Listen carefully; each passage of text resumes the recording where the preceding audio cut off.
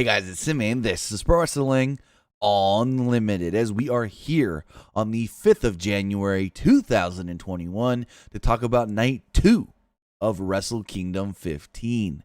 Now, I'm going to say it right now. There were some really good matches on Night 2, but overall, Night 1, and when you look at everything as far as, how do I explain this? The lineups do go for Night 1 and Night 2. Night 1 looked like, and in the end was, the better night. But both nights were still really, really good, and I did really enjoy everything we did see tonight, especially the main event, the junior heavyweight title match, and that never openweight title match.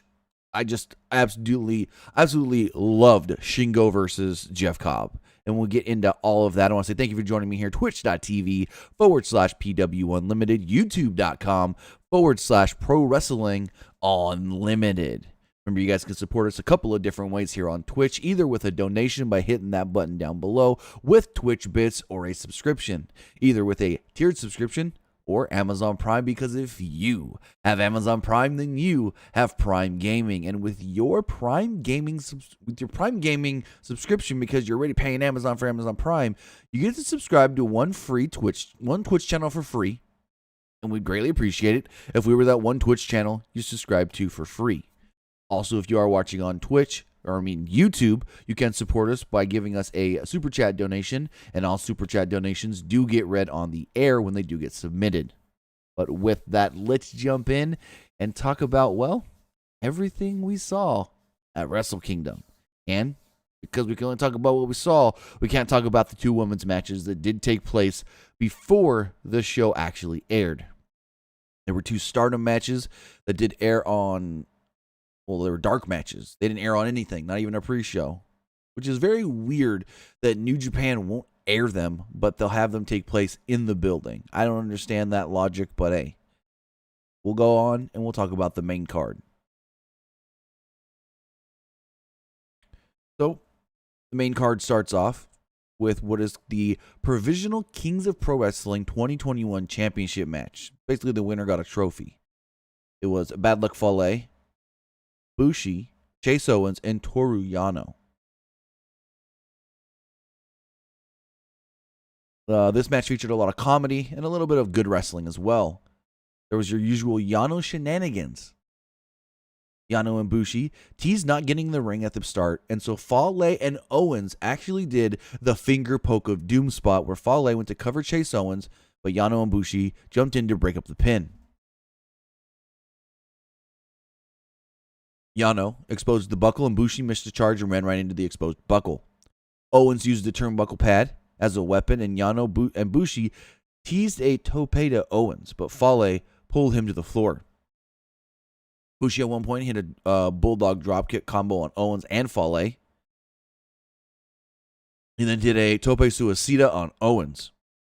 Bushi and Owens had a nice exchange. Bushi hit a rewind kick and a backstabber. Owens blocked an MX. Bushi blocked a package piledriver attempt, and Fale and Owens hit a grenade launcher on Bushi. Fale and Owens then argued over who should pin Bushi. They decided to try a choke slam on the referee.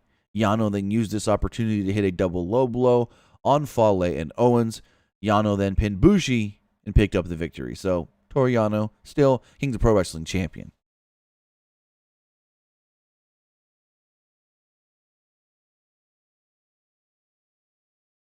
We then move on to the IWGP Junior Heavyweight Tag Team Championship match. It was El Desperado and, I always mess this up, Yoshinabu Kanemaru against Gucci and Master Wato. I thought this was a solid match. Can't really complain about this match. Nothing great really happened. Like nothing great happened in this match, but nothing bad happened either. And these guys weren't out here to have the match of the night or anything. They were out here to have a great junior tag title match. I don't know if I say great. I wouldn't say this match was great. I'll say it was very, very good and solid. Wato fired off an immediate shotgun dropkick to Desperado early. He then knocked Kanemaru off the apron with a running boot. Taguchi would tag in and tried some comedy with Desperado. Taguchi got sent outside and whipped into the barricade. Desperado took the referee. Desperado and Kanemaru used quick tags and continued attacking the left leg, that is, of Taguchi. Taguchi missed a hip attack at one point, but he hit a second one and then tagged out. Desperado then tagged in and ate a mid kick from Wato. Desperado blocked a Taguchi hip attack at one point. Taguchi hit a series of strikes and, well, also his butt. Strikes with his butt. Taguchi hit 3 amigos for a near fall. Desperado came back with a numero dos. Wato jumped in and broke up a submission attempt. At one point, Taguchi tried a Dodon, and Desperado rolled through with a cradle for a near fall. Wato was a little late to make that save. He still kicked out, though, Taguchi. Kanemaru jumped in with a whiskey bottle. Taguchi threw Desperado into Kanemaru. The ref was distracted by the Kanemaru interference, and Desperado hit a closed fist strike. Desperado then hit the Pince Loco and pinned Taguchi to retain the tag titles. Again, like I stated, solid junior tag title match. Nothing over the top happened. Nothing spectacular happened, but nothing bad happened either. And then, in probably the best big guy versus big guy match in a very long time in any wrestling company, we had the Never Openweight Championship match. It was Shingo Takagi versus Jeff Cobb. I absolutely adored this match. So it starts off with the two just going at it. They're striking. Strikes result in a stalemate, but both tried a series of tackles. Shingo used a misdirection spot to send Cobb into the buckle. Then he hit a hip toss. Shingo then scored another tackle, but got a one off of it. Cobb came back with a drop kick and a belly-to-belly on the floor. Like an effortless belly-to-belly. Back inside, Cobb tried a side headlock. Shingo used the ropes to aid him in hitting a back suplex. They fought on the apron, and Shingo teased a DVD on the apron.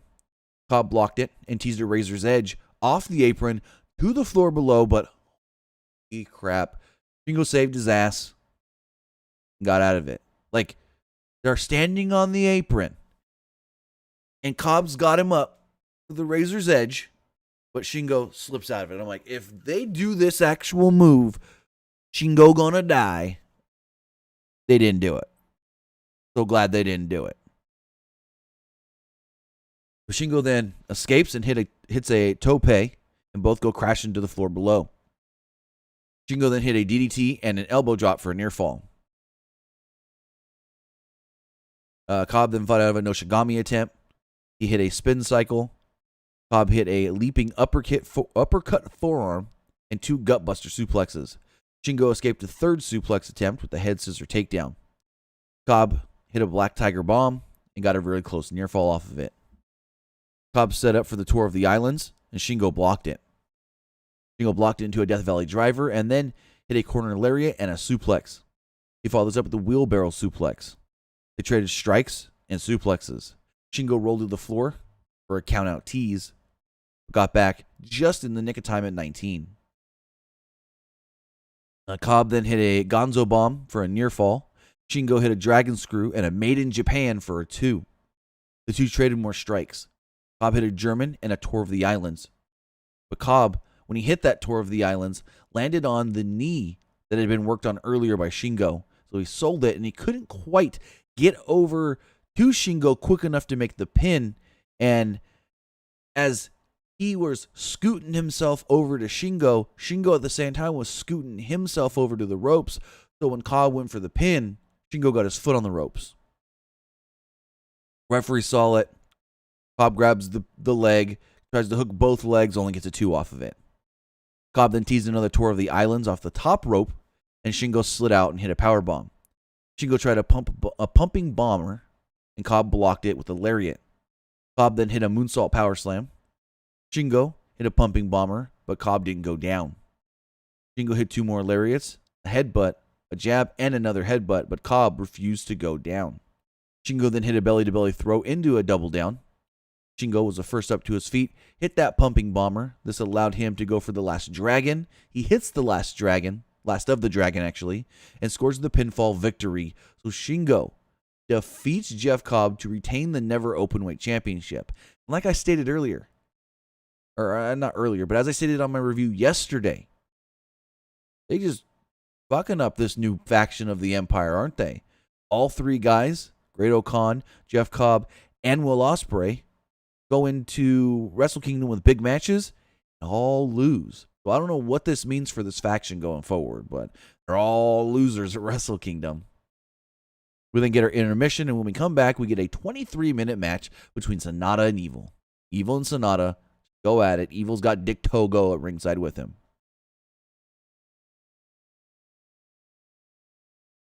So, Evil hit a kick to the knee and tried to bait Sanada into following him outside. Sanada refused, and they did a quick series of finisher teases as Evil went for an evil is everything, or everything is evil. I always flip that around. I don't know why. Sanada teased a skull end. Then Sanada teased doing his own everything is evil. And I think it was Kevin Kelly goes, oh, maybe everything isn't evil. Maybe everything is Sanada. Sanada got a paradise lock on applied and broke it with a drop kick. Sanada teased a tope and Evil sidestepped. Sanada tried to moonsault off the apron to the floor, but Evil stepped away from that as well. Evil whipped Sanada into the barricade, whipping him into the ring announcer, Abe. Evil and Togo then set up a table to use later as everyone was distracted by checking on the ring announcer. Evil put a chair around Sanada's neck and then used another chair to hit the chair, and he basically did like a baseball swing thing where the chair went flying off the neck of Sanada. It was okay. It was an okay little spot. They get back in the ring, and Evil's using some cocky maneuvers to cover, only gets a one off of it. Togo exposed a turnbuckle, and Evil sent Sanada into it. They went back outside, and Evil again sent Sanada into the barricade. Abel took another bump. I don't understand the reasoning for these bumps by the ring announcer. Togo used a chair on Sanada while the ref was outside tending to Abel. Evil covered for a couple of 2 counts. Sanada came back with a low drop kick and a TKO attempt. Evil slid out of the ring, and the camera missed a move where Togo was fiddling with a table on the floor, and Evil regained control. They fought on the apron for a little while. Evil teased the Darkness Falls off the apron through the table. Sanada blocked it and teased a TKO through the table. Evil escaped, and they fought back in the ring. Evil tried a ref-assisted magic killer, but the ref moved. Sanada blocked it, hit a magic screw. Evil at one point would then hit a superplex, then applied the Darkness Scorpion. Sanada reached the bottom rope to force the break, though. Evil then hit the Darkness Falls and scored a near fall at the 15-minute mark. Sanada blocked in everything as Evil. Evil took a sternum first shot to the exposed buckle. Sanada hit a back suplex and a TKO for a 2. Togo would then jump up and hit Sanada with a series of strikes. The ref I forgot to mention, the ref got knocked down here when Evil threw Sanada into him. Evil and Togo then hit corner clotheslines and a magic killer. Evil and Sanada's former tag team finisher. Togo teased a senton bomb, and Sanada shoved Evil into the ropes and crotched Togo, who fell to the floor. Sanada used a cradle for a near fall when the ref finally got his wits back about him. He then hit a rounding body press and set it for the skull end. Sanada grounded Evil with a skull end and applied a body scissors with a hold. Sanada gave up the hold and hit a moonsault to the back of Evil. Sanada then tried a second one, and Evil got his knees up and blocked it at the 20-minute call. Togo would then jump up on the apron and choke Sanada with a cord. Sanada escaped and shoved Evil into Togo. Togo took a bump off the apron through the table below. Sanada then used an O'Connor roll for a near fall. Evil answered with a huge lariat of his own for a near fall. Sanada then blocked the Everything is Evil and blocked a low blow. Sanada would then hit the Everything is Evil. Sanada would then hit a pop-up TKO and a moonsault to pick up the victory. So Sanada does end up beating Evil, and as we saw at the end of the show, this is leading to something bigger for Sanada. Next up, We had our semi-main. It was the IWGP Junior Heavyweight Championship on the line, where we saw Hiromu Takahashi challenge Taiji Ishimori in a 25 to 26 minute match.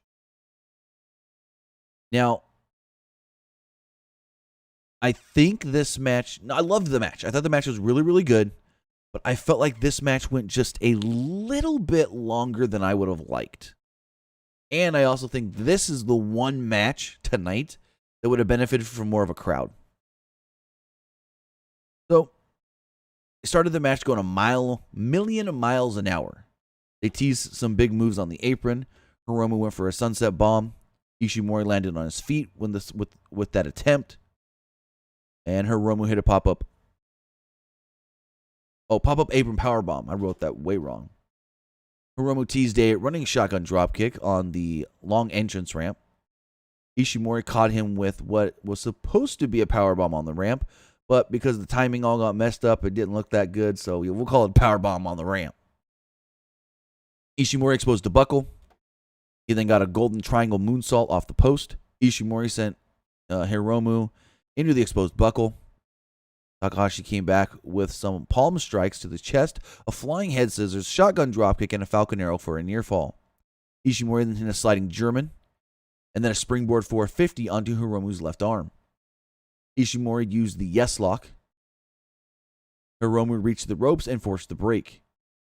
Hiromu hit a release German into the corner pad, then a running DVD. At one point, Ishimori hit a series of forearm strikes, unanswered, and Ishimori would then hit a hard, just forearm shot. One last really just hard one as we got the 15-minute call.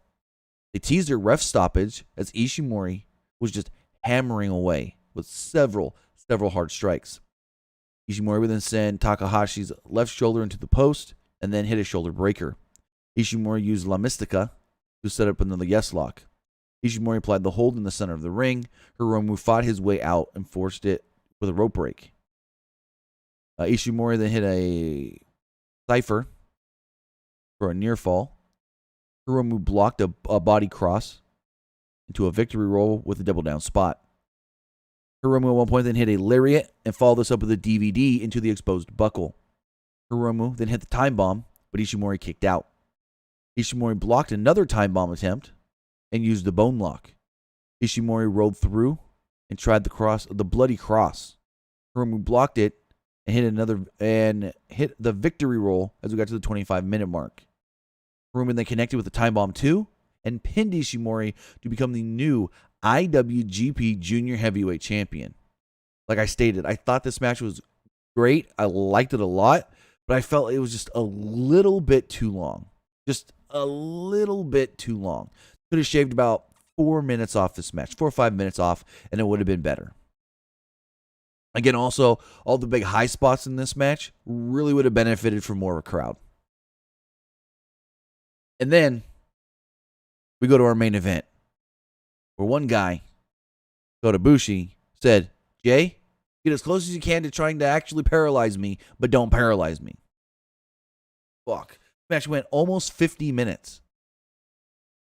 Match went about 48 minutes, and I was just like, okay, long match, but it didn't feel that long.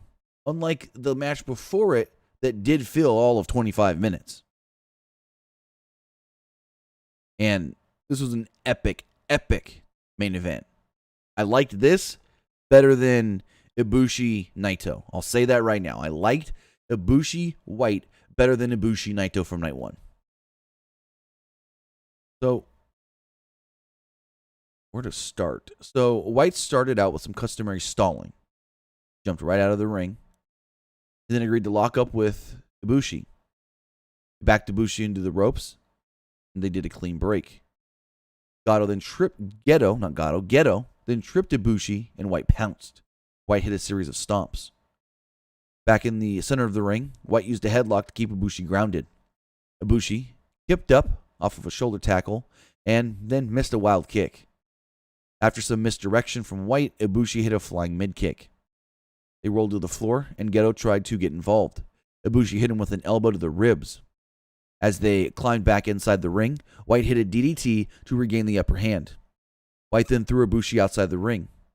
He then hit a back suplex on the apron. White continued to target Ibushi's core and continued to use the ring frame as a weapon. Remember, the apron of the ring, the edge of the ring, hardest part of the ring. We hear that all the time in wrestling. The apron is the hardest part of the ring. White continued, I already read that part. White continued methodically working over the abdomen and lower back of Kota Ibushi, as Ibushi would try to fire back with a drop kick, but White just avoided it. White would then hit a DDT, and then he just started yelling at Red Shoes for I don't really know what. Ibushi used that, I guess you could say, distraction as an opening for an overhead kick to White. He followed this up with 2 mid kicks and a standing moonsault for a near fall. Basically, I want to say about 8 minutes in, this was 5 to 8 minutes in, this was the first significant offense that Ibushi actually got. Ibushi then sent White to the outside. White rammed Ibushi to the edge of the ring and then the barricade. And he kept doing it back and forth. He would grab him and shove him into the barricade. He's like, fuck you. And then he'd grab him and he'd yank him into the ring. Be like, fuck you. And then he'd shove him into the barricade, pull him back into the ring. And then he did the spot again later in the match as well. So Ibushi got back into the ring and ate an underhook suplex on one of the under the turnbuckle pad. White covered and only got a near fall off of it. Geto called for the Kiwi Crusher. Ibushi blocked it and hit a snap German suplex. They exchanged some forearm strikes here in the middle of the ring, and Ibushi got together a nice combination as we got to the 20-minute call. They traded strikes and some quick near falls here. Ibushi rolled through a cradle at one point and hit a bastard driver. Excuse me. Only got a 2 off of it. Ibushi missed a bombe and went knee first into the turnbuckle. White hit a half and half suplex and a Uranagi for a near fall. White would then hit the Kiwi Crusher but only get a 2 off of it. White would then call for the Blade Runner and Ibushi countered it into a back suplex. Ibushi hit the bombe for a 2. White tried to pin with his feet on the ropes, but the referee saw it. Call back to Power Struggle. They fought on the top as we got the 25-minute call. White teased a sleeper suplex off the top. Ibushi elbowed his way out of it, and White fell to the mat. Geto then grabbed Ibushi and bought White some time. White hit a chop and 2 dragon suplexes to Ibushi. White then used the TTO submission. Ibushi grabbed the bottom rope and forced the break. White hit some short kicks to the face. Ibushi would start no-selling. And he did that thing. We've seen this in a lot of Ibushi big matches. I honestly don't think they did this spot last night, but they do this spot where the more Ibushi gets hit with the hard shot, the less he sells it, and the more he starts firing up. And that's what we got here. And so he eventually just started telling Jay White, hit me right here. Hit me right here. So Jay White would hit him. He'd go and hit Jay White so hard that White would just fall to the floor. Fall to the floor. White would barely get to his feet, and Ibushi would just say, right here. Come on, guy. Right here. And he would crack Jay White again, knocking him out. Finally, Jay White just laid on the mat and goes, all right, just pin me. I can't take no more. Just pin me. And as he did so, Red Shoes tried to pull, where was I? Yeah, White laid on his back and begged Ibushi just to cover him.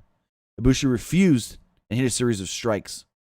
He was hitting those strikes so rapidly that Red Shoes was like, whoa, calm down, calm down. He tried to pull Ibushi off, and Ibushi shoved Red Shoes down. This would then lead to Jay White getting the opening and hitting a low blow. They rolled to the floor, and White sent Ibushi into the barricade, and then did that spot I was talking about earlier where he barricade, ring, barricade, ring. Fuck you, fuck you. White then posted Ibushi. White dragged Ibushi to the ramp and hammered away forearms. White went back to the ring and Ibushi followed, staggering. White hit a complete shot at the 35-minute call. White hit a pair of deadlift German suplexes. They fought on the apron, and White teased a German on the apron. Ibushi blocked it and hit a high kick. Ibushi then hit a German I just lost my spot. Ibushi hit a German suplex off the second rope into the ring. Ibushi then hit the last ride for a super, super close near fall. Ibushi came back with a Kamigoye, and White blocked it and dumped Ibushi right on his head with a sleeper suplex. And this is where I tweeted, freaking Kota Ibushi has a death wish. Because this, I can't even say it. Say this 5 times fast. Sleeper suplex. The way he landed on the top of his head here, how he was able to get up and keep going, I don't know. Kota Ibushi is a freaking machine. He's not human. He tells people, drop me on my head. Make it look like you're trying to paralyze me, but I'll be fine. Like, holy crap. White then hit another sleeper suplex. White then hit a regal suplex as we got the 40-minute call and near fall. White called for the Blade Runner, and Ibushi used a backslide and a Kamigoye. Ibushi connected, and White kicked out at 2.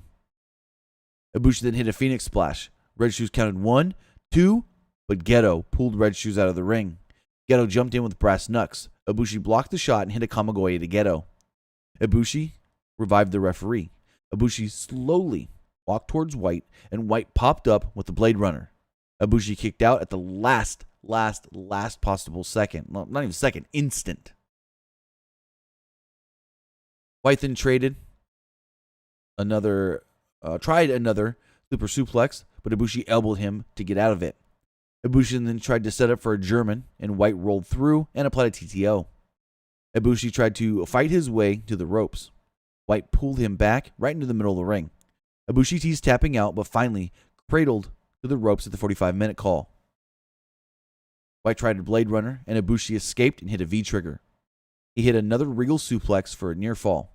White hit a Bloody Sunday DDT. Ibushi popped up and hit another V-trigger. Ibushi grabbed the wrist, and they traded strikes. Ibushi hit another V-trigger and a Kamigoye. White reversed, though, into a Blade Runner attempt, and Ibushi escaped with a high kick. Ibushi would then hit a Kamigoye to the back of the head, and then a regular Kamigoye to pick up the victory and retain both the IWGP Heavyweight and Intercontinental Championships. I thought this match was amazing. I loved this match. Out of everything we saw over these 2 days, this was my favorite match, and my second favorite match was Shingo and Jeff Cobb. So, after the match, White was great in the post-match, clawing for the titles, clawing for Ibushi, while the Young Lions pulled him out of the ring. He was like, no, it can't be over. Just a little bit more. And then Sonata would come down and basically challenge Ibushi for the titles. Ibushi would accept, but say, hey, we got these trying times right now. I want this match. I'd love to do the match. We just don't know when that match is going to happen. Ibushi posed on the turnbuckle, in the ring, walked around to all the different announcers, got to the top of the ramp. Fireworks went off just like on night 1, and boom, that was the end of Wrestle Kingdom. Tomorrow night is New Year's Dash. Don't know if I'm going to stay up for that one. Not quite sure yet. But I thought tonight's show was pretty good. I wouldn't. Overall, even though my 2 favorite matches did come on night 2, I would say overall night 1 was the better night. I will say that. But I liked it all. I thought Wrestle Kingdom was very successful this year, despite not having the full crowd that they would have liked to have. And now, I want to hear what you guys thought. See what you guys thought of tonight's Wrestle Kingdom. You can text in to 510-906-1341. Again, that number is 510-906-1341. Oop, wrong thing. I've tried to put the... There we go. Number is in the live chat. You have one text message. We'll read that one. I was only going to watch one night of this pay-per-view. Which night should I watch, considering I haven't seen a New Japan match in a while? The last one I watched was Jushin Liger's retirement. So, if you want to watch, like I stated, the better overall show, the one that had the more better, like the more great matches, night 1. Because I liked everything on night one other than Tanahashi Great Khan. Tonight, there was a number of good matches, but the quality, I would say, in more matches were there for night one. So if you had to pick either night one or night two, it's hard to say because night two had two of the best matches of the two nights, but overall, I think night one was the better show. And the person says, where do you think Marty Scurll will go? Probably WWE. Just going to say it. But with that, guys, I want to say thank you for joining me here. Twitch.tv/PW Unlimited. YouTube.com/Pro Wrestling Unlimited. Now it's early or late, depending on where you're at. So go get some sleep. And I will see you next time right here. As next time should be Wednesday for AEW and NXT reviews. Have a good night, guys.